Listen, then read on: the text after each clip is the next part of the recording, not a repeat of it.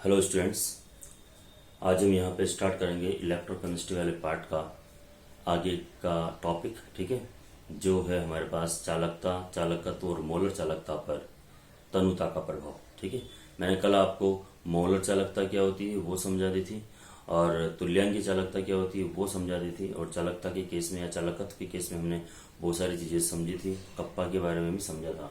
और आज हमारा टॉपिक है चालकत्व, चालकत्व, चालकता व मोलर चालकता पर, मोलर चालकता पर तनुता का प्रभाव, तनुता का प्रभाव। ठीक है, तो ये हमें यहाँ पे समझना है, बात भी करनी है। ठीक है, और कैसे एक्सप्लेन करेंगे इसको वो भी हमें यहाँ पे समझना है। ठीक है, तो यहाँ पर पहला है मेरे पास, देखो पहले समझाता हूँ। चालकत्व सी होता है, चालकता के होता है, और मोलर चालकता आप जानते हो लैम्बडा एम होता है। इस पर तनुता का क्या प्रभाव पड़ता है, मतलब कि अगर हम 1 लीटर निश्चित सांद्रता वाला विलयन ले, उसकी चालकता, मोलर चालकता और चालकत्व निकाले।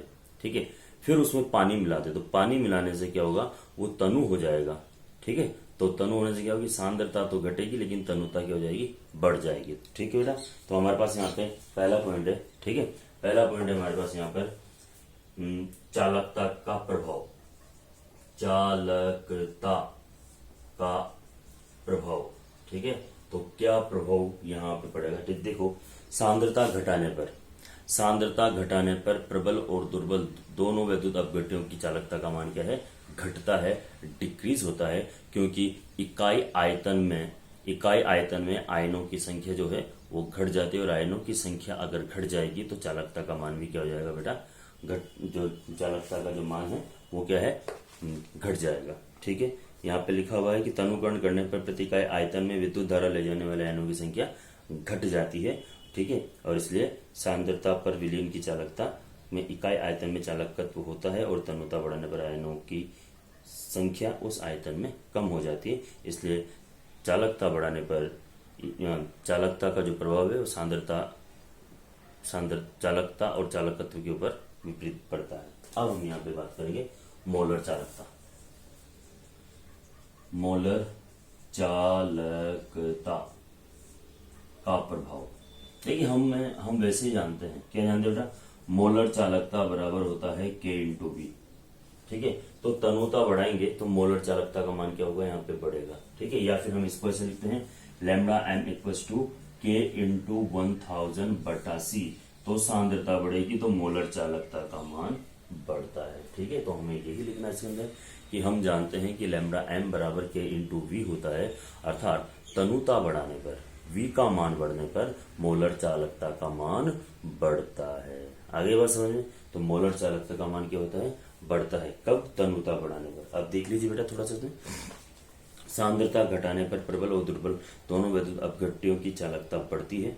ठीक है, क्योंकि तनुता की व्युत्क्रमणुपाती होता है बेटा, इसलिए। ठीक है, क्योंकि हम जानते हैं कि मोलर चालकता उस विलयन में वी आयतन का चालकत्व है जिसमें वैद्युत अपघट्य का 1 मोल घुला हुआ होता है।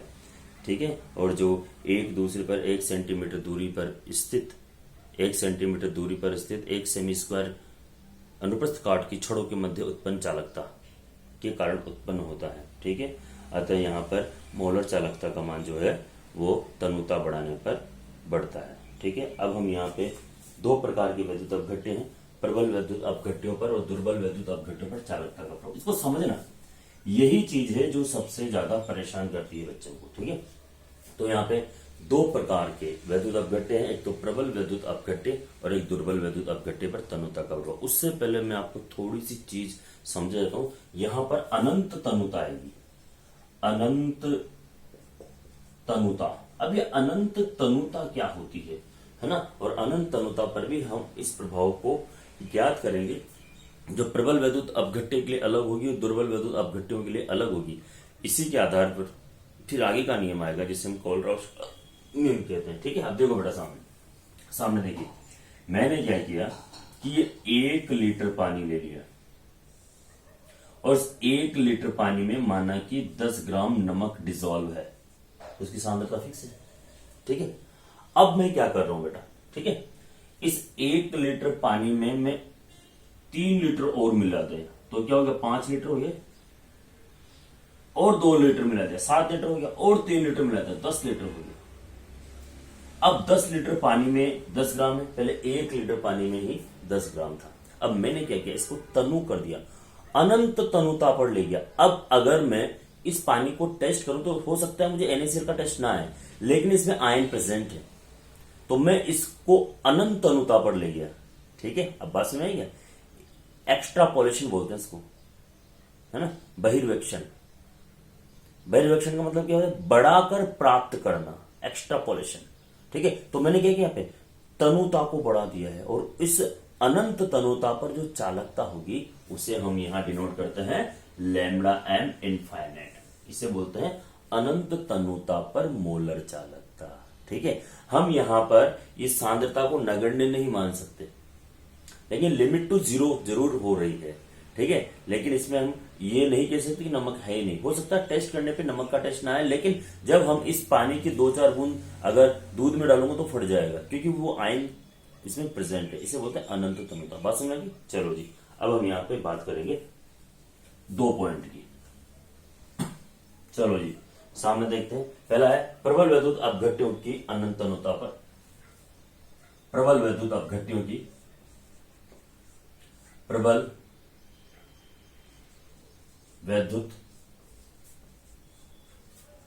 अपघट्यों पर तनुता का प्रभाव, तनुता का प्रभाव। ठीक है, प्रबल वैद्युत अपघट्यों के लिए हम यहां पे बात करेंगे तनुता के प्रभाव की। तो क्या प्रभाव होता है, चलो हम इसके यहां पे बात कर लेते हैं। हम यहां पे ग्राफ खींचते हैं बेटा, है ना। ये ग्राफ है मेरे पास, ये ग्राफ है, ये एक है सांद्रता और ये है मोलर चालकता या अनंत तनुता पर मोलर चालकता के मध्य ग्राफ। ठीक है, जब हम प्रबल वैद्युत अपघट्यों के लिए ये ग्राफ खींचते हैं बेटा, तो हमें ये सीधी रेखा प्राप्त होती है ना, थोड़ी सी जो झुकी हुई, क्योंकि अनंत तनुता पर क्या होता है कि आयतन तो बढ़ता है, उसके सापेक्ष मोलर तनुता का मान भी बढ़ता है। मोलर तनुता का मान डिक्रीज होना स्टार्ट हो जाता है, लेकिन इतना डिक्रीज नहीं होता कि हम उसे नगण्य मान ले। तो यहाँ पर प्रबल वैद्युत अपघट्य लेते हैं हम ये KCl, और KCl के लिए यहाँ पे सांद्रता और अनंत तनुता पर मोलर चालकता है, चालकता के बीच में जब ग्राफ खींचते हैं तो एक सीधी रेखा प्राप्त होती है, क्योंकि अनंत तनुता पर प्रबल वैद्युत अपघट्यों की चालकता का मान क्या है, बढ़ता है। ठीक है, लेकिन इतना भी नहीं बढ़ता है, इसलिए थोड़ा सा ग्राफ डिक्रीज भी होता है, मतलब लाइन देखो झुकी हुई है। ठीक है, अगर यही ग्राफ हम यहाँ पे दुर्बल वैद्युत अपघट्य के लिए खींचते हैं, ये √C और यहाँ पे लैम्डा m के मध्य है, तो ये ग्राफ क्या होता है बेटा, इस तरह से आता है, क्योंकि दुर्बल वैद्युत अपघट्य की अनंत तनुता पर मोलर चालकता का मान घटता है। क्यों घटता है, देखिए, एक तो वैद्युत अपघट्य वीक है, दुर्बल है, तो उसका आयनन कम होगा, आयनन कम होगा, और फिर उसके ऊपर मैंने तनुता और बढ़ा दी। ठीक है, उसके ऊपर मैंने तनुता और बढ़ा दी, तो एक तो आयनों की संख्या प्रति इकाई आयतन में वैसे ही कम है, और मैंने आयतन और बढ़ा दिया, तो वहां पर उन दुर्बल वैद्युत अपघट्य के लिए अनंत तनुता पर मोलर चालकता के मान को नगण्य मान लेते हैं, शून्य मान लेते हैं। अर्थात बहिर्वेक्षण ग्राफ द्वारा, ठीक है ना, ये एक्स्ट्रापोलेशन ग्राफ द्वारा हम दुर्बल वैद्युत अपघट्यों की अनंत तनुता पर मोलर चालकता के मान को नहीं निकाल सकते हैं। उसके लिए दूसरा नियम काम में आता है, जिसे हम बोलते हैं कोलराउश का नियम, है ना। तो हम यहाँ कोलराउश नियम की बात करेंगे, लेकिन अभी जो है हमारे पास प्रैक्टिकली उसके बारे में मैं आपसे बात कर लेता हूँ। ठीक है, ये दोनों ग्राफ ध्यान में रखना, और जो मैं यहाँ समझा रहा हूँ बस उसको ध्यान में रखना। ठीक है बेटा, चलो जी, अब हम इसको थोड़ा सा और बात कर लेते हैं। ठीक है, देखिए, प्रबल वैद्युत अपघट्यों पर तनुता का प्रभाव, तनुता बढ़ाने पर प्रबल वैद्युत अपघट्यों की मोलर चालकता भी बढ़ जाती है। ठीक है, क्योंकि लैम्डा m समानुपात बराबर K/V होता है, ध्यान रखना बेटा, इसका बढ़ जाती है, परंतु कम मात्रा में, क्योंकि प्रबल वैद्युत अपघट्य जलीय विलयन या गलित अवस्था में लगभग पूर्ण रूप से आयनित या अपघटित हो जाते हैं, है ना, और अधिक मात्रा में विद्युत धारा का प्रवाह करते हैं। और हम यहाँ पे इसे एक वैज्ञानिक है जिसके आधार पर मैंने ये ग्राफ खींचा है, डीवाई हैकल ऑन सागर ने प्रबल वैद्युत अपघट्यों की मोलर चालकता और सांद्रता के मध्य निम्न संबंध दिया। मैं यहाँ पे वैज्ञानिक का नाम लिख देता हूं बेटा, ये है डीवाई हैकल ऑन सागर, ने एक संबंध दिया है ना, और वो संबंध क्या है, ये lambda M equals to lambda M infinite minus b under root c. ठीक है, और ये है प्रबल वैद्युत अपघट्यों के अनंत अनुता पर प्रबल वैद्युत अपघट्य की मोलर चालकता और सांद्रता के बीच में। यहाँ बेटा लैम्बडा एम बराबर आप जानते हो, इसे बोलते हैं मोलर चालकता, जिससे ये ग्राफ मैंने खींचा हुआ है। लैम्बडा एम इनफाइनाइट को हम बोलते हैं अनंत तनुता पर मोलर चालकता। ठीक है बेटा, बी यहां पे कांस्टेंट है, बी यहां पे क्या है, स्थिरांक है बेटा, और अंडर रूट सी आपको पता है सांद्रता है, और इसी के आधार पर ये ग्राफ प्लॉट किया गया है डीवाई हकल ऑन सागर के द्वारा। ठीक है, अब देखो वैसे इसका कोई सैद्धांतिक इस संबंध का कोई सैद्धांतिक आधार नहीं है, तो ऑन सागर ने एक गणितीय आधार देकर इस समीकरण में थोड़ा सा सुधार किया, और वो गणितीय आधार का समीकरण आपको केवल याद ही करना है ना। और क्या सुधार किया वो मैं यहाँ पे समीकरण लिख देता हूं वापस से। डीवाई ऑन सागर ने इसका सुधार कैसे किया था। ठीक है, सुधार में देखिए ये है lambda M equals to lambda M infinite minus 82.48 upon dt half नीटा प्लस 8.20 इंटू 10 अपॉन dt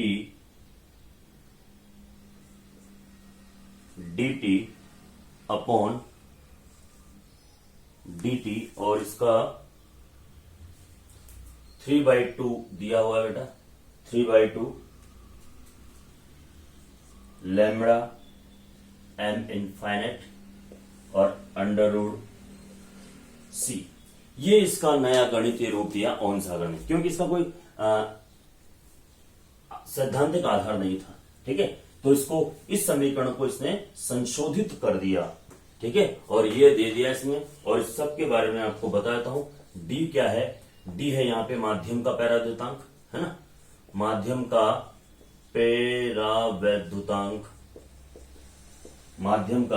पैरावैद्युतांक। नीटा क्या है, शांता है, शांता गुणांक बोलते हैं इसको, शानता। ठीक है, सी आप सब जानते हो सांद्रता होती है बेटा। ठीक है, सी सांद्रता है। टी को आप जानते हो, टी इसमें परम ताप है। ठीक है, टी यहाँ पे क्या है, परम ताप है। और ए और बी दोनों यहाँ पे क्या है, ए और बी क्या है, स्थिरांक है। ठीक है, ए और बी दोनों यहाँ पे स्थिरांक है, मतलब इसी समीकरण को हम इस तरह से भी लिख सकते हैं बेटा। ठीक है, ये देखिए ये lambda M equals to lambda M infinite minus under root A plus B lambda M infinite और ये अंडर रूट सी, ये दोनों समीकरण एक ही है। यहाँ पे ए का मान ये पूरा दे दिया इसने। ठीक है, तो ये अनंत अनुता पर मोलर चालकता के लिए समीकरण है जो इस ग्राफ में दिया गया है। अब मैं इसको वापस से एक बार एक्सप्लेन करूंगा और समझेंगे हमने क्या पढ़ा है। ठीक है बेटा, क्योंकि यही इंपॉर्टेंट है इसके अंदर, बाकी की बात मैं आपसे बाद में कर लूंगा। ठीक है, देखिए हम यहाँ पे पढ़ रहे हैं चालकत्व और मोलर चालकता में संबंध। ठीक है, और उस पर तनुता का प्रभाव। तो तनुकरण करने पर क्या प्रभाव पड़ता है, सुनना बेटा ध्यान से स्टार्टिंग से।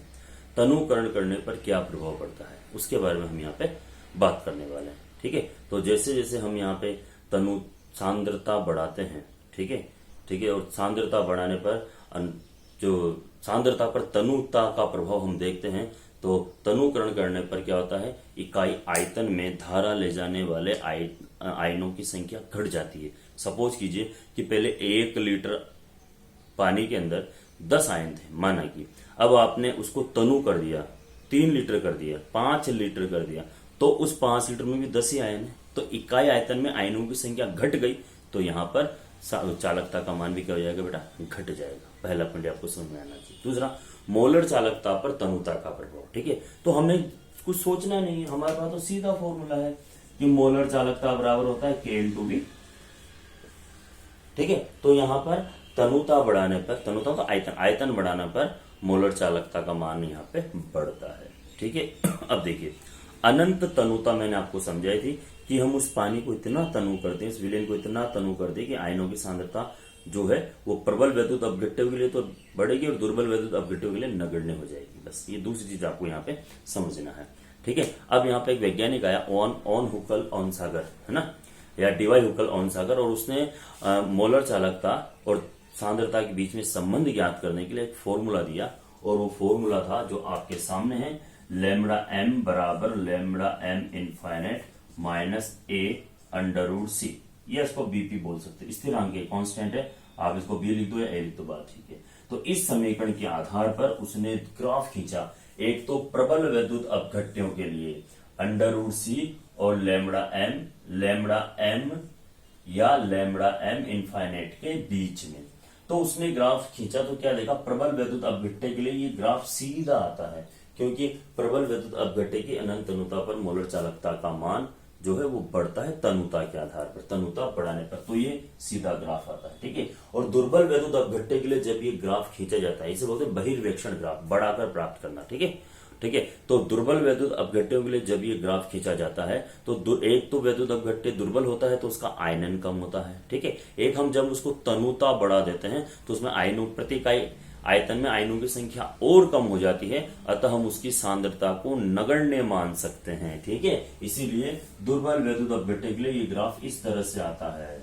ये है एसिटिक अम्ल जो कि एक दुर्बल वैद्युत अपघट्य है, ये KCl के लिए है जो कि एक प्रबल वैद्युत अपघट्य है। ये दोनों चीजें हैं, वीक इलेक्ट्रोलाइट और स्ट्रॉन्ग इलेक्ट्रोलाइट। ठीक है साहब, अब इसी ग्राफ को ऑन, क्योंकि इसका कोई सैद्धांतिक आधार नहीं था, तो ऑन सागर ने कैलकुलेट करके एक नया ये फॉर्मूला दे दिया है ना, इसको केवल याद करना है, कोई काम का नहीं है। ठीक है, और उसमें क्या क्या होता है वो आपको समझा दिया है। ये है हमारे पास अनंत तनुता पर मोलर चालकता का ग्राफ, और दुर्बल वैद्युत अपघट्य के लिए मैंने बता दिया। अब दुर्बल वैद्युत अपघट्य के लिए हम बात करेंगे कोलराउश के नियम की। तो यहाँ पे हम एक लाइन लिखते हैं कि बहिर्वेक्षण विधि द्वारा या इस विधि द्वारा अनंत दुर्बल वैद्युत अपघट्यों के लिए अनंत तनुता पर मोलर चालकता का मान ज्ञात करना संभव नहीं है, इसलिए हम एक नए नियम की यहाँ कल्पना करते हैं या बात करते हैं, जिसे बोलते हैं कोलराउश का नियम। तो अब हमारे पास जो आगे का टॉपिक है वो है कोलराउश का नियम। ठीक है, तो मैं बात करूंगा यहाँ पे कोलराउश का नियम। देखो कोलराउश के नियम में आपके जो बुक है ना उसके अंदर वो नियम नहीं दिया, सीधा नियम के बारे में बता दिया, लेकिन वो नियम क्या होता है पहले हम उसके बारे में बात करेंगे और फिर आगे की बात करेंगे, फिर उसके अनुप्रयोग की बात करेंगे यहाँ पे। ठीक है बेटा, तो हम हेडिंग डाल रहे हैं कोलराउश का नियम।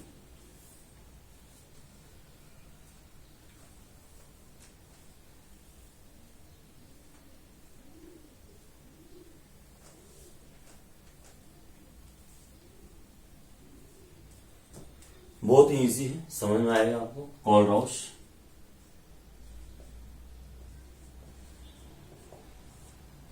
कोलराउश का नियम। ठीक है, कोलराउश का नियम। तो कोलराउश ने क्या कहा था, ये नियम केवल दुर्बल वैद्युत अपघट्यों पे लागू होता है, ध्यान रखना। ठीक है, तो देखिए किसी दुर्बल वैद्युत अपघट्यों के लिए, ठीक है, किसी दुर्बल वैद्युत अपघट्य की मोलर आयनिक चालकता, किसी दुर्बल वैद्युत अपघट्य की मोलर आयनिक चालकता विलयन में उपस्थित आयनों की मोलर आयनिक चालकताओं के योग के बराबर होती है। सामने देखिए, ये है लैम्बडा एम मोलर चालकता किसकी, ए और बी की। तो जब हम इसको विलयन में डालेंगे तो लैम्बडा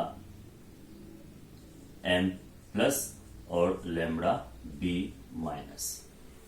ठीक है, तो किसी दुर्बल वैद्युत अपघट्य, ये ए बी कोई सा भी ले सकता हूं मैं, है ना, कोई सा भी एसिटिक एसिड ले सकता हूं। देखिए हम इसको ऐसे भी ले सकते हैं, लैम्बडा एम एसिटिक एसिड, है ना, या फिर लैम्बडा एसिटिक एसिड सीधा लिख देता हूं, है ना। एसिटिक एसिड की मोलर चालकता अनंत तनुता पर, ठीक है, अनंत तनुता भी अपने यहाँ पे ऐड कर देते हैं। ठीक है, तो यहाँ पे माइनस आयन की अनंत तनुता पर मोलर चालकता प्लस आयन की H प्लस आयन की अनंत तनुता पर मोलर चालकताओं का योग उस विलयन की अनंत तनुता पर मोलर चालकता कहलाता है, और इसे कोलराउश का नियम कहते हैं। इसे हम क्या बोलते हैं बेटा, कोलराउश का नियम। ठीक है, तो कोलराउश का नियम अभी आपके सामने है और मैं इसी के बारे में बात कर लेता हूँ। कोलराउश का नियम लैंग्वेज फॉर्म में देख लीजिए एक बार, फिर हम समझा देंगे।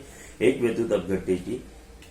विद्युत अपघट्य की सीमांत मोलर चालकता को उसके धनायन व ऋणायन की अलग अलग मोलर चालकताओं के योग के बराबर दर्शाया जाता है। ठीक है, चलो भैया, तो लैंग्वेज होगी, अपनी लैंग्वेज सुनाओ। किसी दुर्बल विद्युत अपघट्य की अनंत तनुता पर मोलर चालकता विलयन में उपस्थित अनंत तनुता पर धन आयनों व ऋण आयनों की मोलर चालकता के योग के बराबर होती है। इसे कोलराउश का नियम कहते हैं। ठीक है, और इस नियम के बारे में हम चर्चा करेंगे